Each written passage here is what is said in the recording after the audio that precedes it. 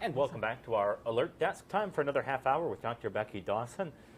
She's a glutton for punishment, joins us for another few minutes here as we answer your questions. So let us know your questions in the comments. We'll pull them up and we'll try to answer them for you because you do have questions, and understandably so. The news today from Johnson & Johnson, well, from the CDC, the FDA, about the Johnson & Johnson vaccine.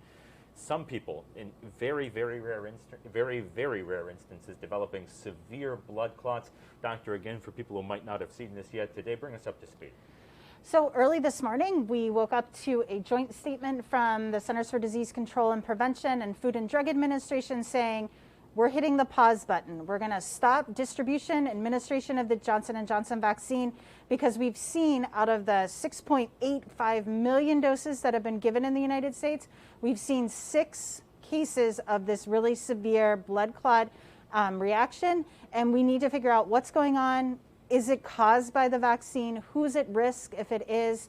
So we're hitting pause so that we can look at the science, investigate, and then make some really good policy decisions. So we talk about all of that. And again, it's important to realize we're talking 1 in a million. That would mean if we gave everybody in Erie, Crawford, Warren, Ashtabula, McKean, I mean, you could give a huge swath of our area, every single person, the J&J vaccine, one of them might have a response. I mean, That's correct. That's how incredibly rare this is. It's incredibly rare, but it is really severe. And so that's why we've said we need to stop. And I think the other thing that I actually was really, excited about with the pause is they said we need to communicate to our physicians, to the emergency room docs, to family physicians, hey, if you see someone with these symptoms, you need to ask, have they received a vaccination? And this is how you treat them. So there's really a lot of communication going on and a lot of education of our healthcare providers right now. I mean, it's been an evolving situation now for however many months we've been doing this, 15? Yes, lifetime? a long time. It runs together, but this is just the next hurdle because it's not like, all right, home stretch, and they just take the hurdles off the track. Oh, no. We might be closer to the finish line, but there's still a lot of obstacles in the way. That's correct. And I think that, what we're seeing right now is what happens when we go from, a side effect that you can only see in 1 in a million people. And we had a trial with 40,000 people. And so now we're seeing something and we need to pause and figure out, is this a cause and effect, or is this just occurring because blood clots actually do occur? And so that we really need to sift through that and then make some decisions about, does the vaccine provide more benefit than the risk of these severe outcomes? I think that's important to note, and we should have made that clear earlier. At this point, we don't have a causal relationship. We cannot say the J&J vaccine caused this clotting in some people. All we can say is some people who received this vaccine also had clotting issues. We can't definitively link the two yet. That's correct. So we have a temporal relationship. So the timeline is vaccine first, then clot. But, what we would love to do is send those 6 women back in time, have them make the decision not to get the Johnson & Johnson vaccine, and follow them through for 3 more weeks to see if that clot would have occurred. Because as we've been talking about, blood clots happen. The type of blood clot that these women are experiencing is rarer than a typical, I was on vacation and I drove too far and I got a blood clot in my leg. But it's still a blood clot. And those do happen kind of, under normal circumstances without the vaccine. So without the ability to go back in time, we really do need to sit down and look at all of the data from everyone who's received the vaccine. And we can, we're going to be combining that with the AstraZeneca, what's going on with AstraZeneca, and trying to make some decisions and kind of the best, not best guess, but the best hypotheses, the best policies moving forward, given that we don't have the ability to go back in time and we only have the data that's in front of us. Doctor, because this is a rare form of clot, because all of these people had received the J&J vaccine within 3 weeks, we can't say for sure, but would your assumption be that we'll say there is some small link between these two, that it does slightly increase your risk? So there does appear to be not just the temporal relationship, but there actually is a hypothesis of the mechanism. So what happens when that vaccine gets in your arm and then how this blood clot would form. So there does seem to be a very, a scientific pathway of yes, this actually could happen. It would be rare. So I think that, we're starting to kind of compile the evidence to say, there might be a link here. And I think that it's not just these 6 cases that we're looking at, but we're looking at the AstraZeneca vaccine as well, because it's the same technology as Johnson & Johnson, and they're having clotting issues as well. What are the odds that we'll end up seeing something where they say, oh, it's people who were on X, Y, or Z medication or who had X, Y, or Z underlying condition? Could we arrive out of this saying, hey, get this vaccine unless you have A, B, or C? I don't think it's going to be underlying condition. I mean, to find only 6 women that have, like only 6 women have an underlying condition, like that's, again, really, really rare. I can imagine, the vaccine, how we distribute it is, very similar to what some other countries are doing. They're saying, okay, either Johnson & Johnson or AstraZeneca only goes to people 55 and above, only goes to men 45 and above, women 60 and above. So we might be just kind of looking at the younger, that 50 and below group of women and saying this isn't helpful for them. But I think, again, we're just not there yet to be able to make those type of policy decisions. And it's easy to see this sort of news today and immediately freak out. And that's understandable. That's what you do when you see shocking news. But have we bought enough of the Pfizer and Moderna vaccine that this actually might not really matter anyway? Yeah, so I think that, if we can get out of the mindset that, like, I'm only going to get one type of vaccine and this is my vaccine, and we're willing to get whatever vaccine is available to us, there is enough Pfizer and Moderna. Pfizer and Moderna, we were talking earlier, almost 100 million doses of each vaccine. So we're getting close to the 200 million mark of doses that have been given. I mean, there's no severe adverse effects, which is huge. And, we know that those vaccines are really effective, which should give people, confidence in getting them. So I'm encouraged about the supply and the science behind the 2 other vaccines. Time for us to take a quick break. Ooh. We'll be live here on Erie News Now at 6 in 1 moment, so stand by with us.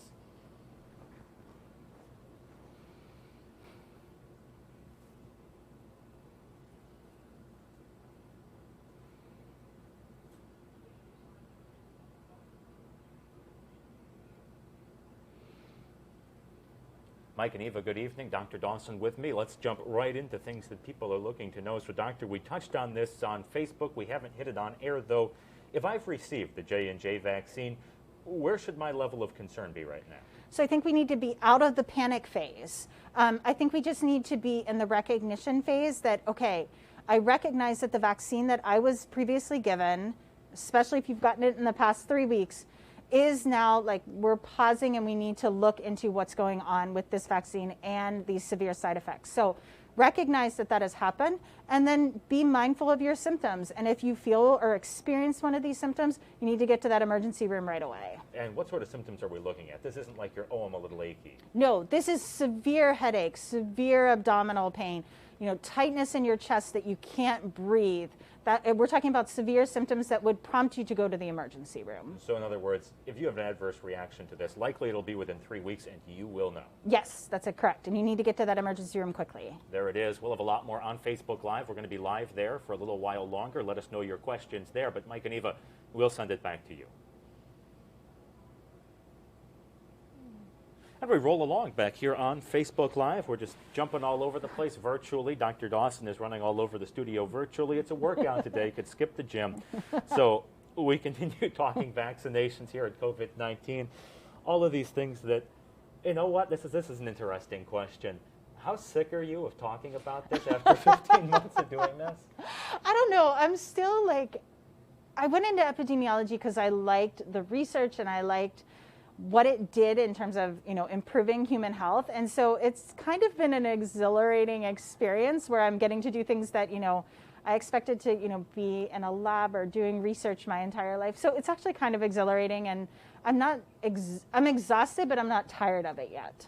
And that is, that's interesting because if you could remove yourself from it, if it weren't affecting you and people you know, right. Scientifically, this is the most interesting thing in the world. Oh. The problem is that I'd trade all the scientific interest in the world to get rid of this thing, see my friends, and have people healthy. Yes, professionally, this has been like an 18-month Super Bowl for me. Like, it's Super Bowl weekend every single morning that I wake up because there's something new happening every week, and it's always so exciting, but it has been exhausting, and the toll that it's taken on kind of personal life, mental health, my kids' lives and their education and social behavioral stuff. It's been real. It's been hard. Yeah, I can't even imagine. What went through your head this morning when you woke up? You saw this news from the CDC and the FDA. Said we're putting a pause on this. Is there just this cringe of, Yeah, so part of it was just like, oh my gosh, I cannot believe that this is actually happening. We've been toting safety of the vaccine, and we've been talking about efficacy and like get the vaccine that's available to you, and this huge move to get all the teachers with the J&J vaccine. So my heart just sank.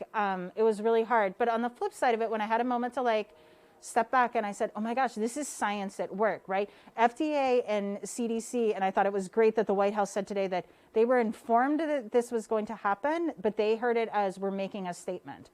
No details. They woke up to the same thing that I woke up to this morning. So the fact that we paused and we said the science is saying that there's something going on here, we need to investigate it further. We need to communicate treatment, symptoms with the public, with our physicians, I think was actually really encouraging. So I think I'm kind of like, I have two very distinct opinions about how this is all playing out. Lousy news, that's awful. Handled very well. Yes. And I think that's improvement. And I think that, what it can do, like from an educational standpoint, is we can say, okay, this is how it works. I was like saying, we can't go back in time to find out if the vaccine caused these adverse side effects. But we can say we have data, and we just need whether it's a few days, a week, to really understand what the data is telling us, what is happening biologically. And then we'll be able to make better policy decisions, and we'll be able to improve human health, whether that means that J&J is now available for everyone, to certain groups, or if we pull it completely. I just think that it's exciting that science is now informing policy, and we can walk through that process, whether it's with our students or our kids or here in the newsroom. That's an exciting moment for me. Here in the newsroom, words I'll bet that 15 months ago you didn't think you would be talking about as it refers to epidemiological things. But no, my first time here, I was like taking pictures. I'm like, I'll never be on the news again. I got to show my mom. Surprise. Put up a cot for you here. We'll just have you stay here from now on. Teach your classes virtually. We've got the equipment. Exactly. Something that's important to note here, the Johnson & Johnson concerns. Specific to that vaccine, this has no effect whatsoever on the Pfizer and Moderna vaccine. That's correct. So the technology is what's really important here. So Pfizer and Moderna are what we call mRNA vaccines. They are basically like a little pocket of fat with the mRNA shoved in it, and then they put that in your arm. But the J&J vaccine and the AstraZeneca vaccine are actually like they're virus vector vaccines, where we take basically a virus that is from another animal, it's the chimpanzee, and we shove the SARS-CoV-2 DNA in it and we replicate it, and that virus from the chimpanzee actually puts it into our arm, right? Like that's what is the vehicle to get it into our body. And so seeing that it's the technology of two vaccines associated with, the same adverse effect is starting to build this story that something might be going on here, and we really need to pause and figure it out. And both of these technologies reasonably new as it applies to vaccines, right? Yeah. This is the first time we've seen really mRNA vaccines, but is it adenovirus? Is that the proper pronunciation? Haven't used much of those either. No. So both of them are new, cutting edge. I think that we have been primed to do the vaccine. The technology from Pfizer and Moderna really has been a 20-year journey, and it really has been, you're waiting for the perfect virus to like use that technology with. So I think that, we were primed, and then we had like the virus that fit for the vaccine. So that's encouraging. And I think that it's kind of renewed research in terms of vaccine development, thinking about influenza and other viruses as well, because it's been a really effective, and now we're seeing a really safe vaccine. Let's talk about that effectiveness here, because across the board, we're seeing by and large that when large swaths of people who interact with one another get the virus, it's not transmitting. The problem we'll see is when one person who got the vaccine still does get sick, because that can happen, and then you're mingling with unvaccinated people. When you get that herd immunity in a controlled environment, like a nursing home, good to go. Yeah, I think we're seeing some amazing examples from long-term care facilities, even in friend groups, right? Where we know that the people who are all fully vaccinated are having dinner again together, or, going to visit, grandma and grandpa with, the family and everything, getting generations together. So I think we're seeing some really good examples of when you have little pods, groups, nursing homes that are vaccinated fully, it allows for kind of the reintegration of all the things that we have known and loved and really, really missed over the past 15 months. Let's check Facebook here, Sue, if we're getting any questions in, and because we do want to answer your questions. That is the point of doing this, not just the ones I think of. You all ask better questions than I do, so we're going to swing onto our Facebook page and see what you're putting in our comments section. So stand by as we pull that on up. We've got some comments here. Let's see if any are questions. Well, Mark asking, what are the long-term side effects of vaccines? So what are the long-term side effects of vaccines? So long-term side effects about vaccines. So when we think about, I think defining long-term is important. So years after you get a vaccine, there actually are very few. I can't think of any examples of well, I got this vaccine 10 years ago and now I'm seeing the adverse effect from it. So I think that vaccines in general, not just the COVID vaccine, but the history of vaccinations is that, we have seen adverse effects, a couple weeks out.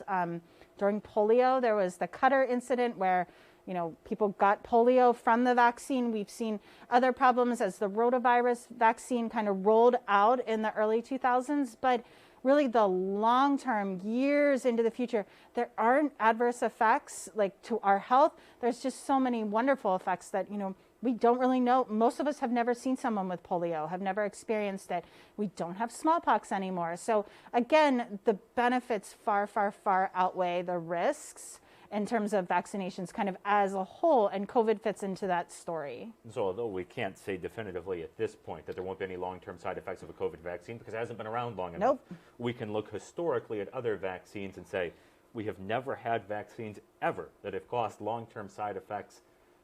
There's no reason to think that any side effects wouldn't be just the immediate sore arm, cough, fatigue, fever kind of deal. That's correct. And I think also, vaccines can be scary because you're taking a medication or taking a treatment prior to getting sick. And so there's always that question, well, isn't it just better to get sick? And I think that, when we look at a disease like this, you were saying well, maybe I won't get the really severe disease, but you can't be sure of that.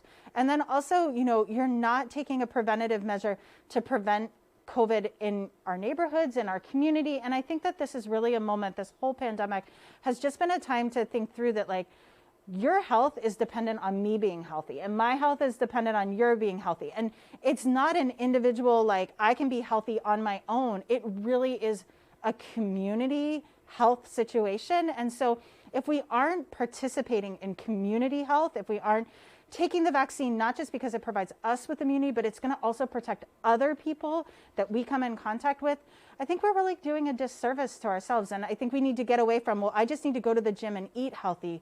It really isn't just that. Really, there's so much that we need to do to keep ourselves and our community healthy. I was very eager to get a vaccine anyway, but among the driving forces for that, the thought of having to be the reason that 3 or 4 people here who I do spend time with wouldn't be able to come to work either, being have to call the boss and say, I'm sick, so you got to bench this person, this person, this person, this person. And talk about public health effects, and everybody's going to see that at work, especially as more and more people are returning to in-person work.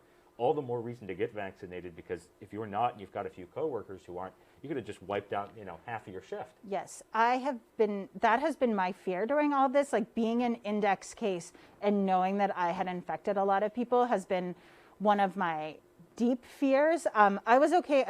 Part of me was if I get COVID, I can talk about it, right? But I think that the deep fear of being that spreader and, wondering, did I give it to this person who's now in the hospital? Right. Those are big burdens to carry with you. And so I think that, again, we really do have this responsibility to get the vaccine because it's good for us, but we really need to start thinking about our community and really thinking about our community in terms of physical health, financial health, emotional, social, recreational. That is just so important right now. And the vaccine is the cornerstone of allowing a healthy community to start to rebuild here in northwestern Pennsylvania. And fingers crossed we're getting closer to that. Do you Yay. expect here that this summer, this is not going away by this summer, No. but you think that because of vaccinations and because we've learned more about this virus, that we will see more safe outdoor events? Is that reasonable to think this summer that we could get a little bit closer to normalcy in that sense? Yes, I think I've been watching like all the county fair boards like have their conversations about what this is going to look like and how they're going to handle things. So I think we've learned a lot. I think that vaccination, even having 1 in 5, 1 in 4 adults vaccinated actually, builds in some protection. We know that masks are going to be part of any event that takes place. So I think that we'll be able to do more and do more with confidence of safety this coming summer, but it will not be a COVID risk-free summer by any stretch. Not even close, but could you even imagine what it would be like just to go downtown and watch a ball game? Sure, you got to wear one of these things and the stands might not be packed, but you can sit out in the sunshine and watch baseball. Yes. Couldn't do that a year ago. Right. No, exactly. And so much, I was even thinking youth soccer, there was no youth soccer season last summer for us. And, I'd like to, I will happily sit. You want to get your kids out of the right. house? I want to get them out running and doing the things that they love. But all of that. And I know dance recitals, they're thinking about how they do dance recitals outside, masks, smaller groups of people. That is exciting to me that we can get back to things. It's just going to look and feel different than it did in 2019. At this point, I will take anything, getting Yes. some semblance of a little bit back. I agree. We've got to let Dr. Dawson go. The poor woman, she needs a breather. Probably needs more than that. A good stiff drink, I think, would be in order after putting up with us here. Thanks so much for tuning in here on Facebook Live and on Erie News Now. We'll answer more of your questions forever, because Dr. Dawson, we're never letting you go. Even if the coronavirus lets go, we'll figure out a way to incorporate you on stories. You're stuck now. Thanks for joining us. And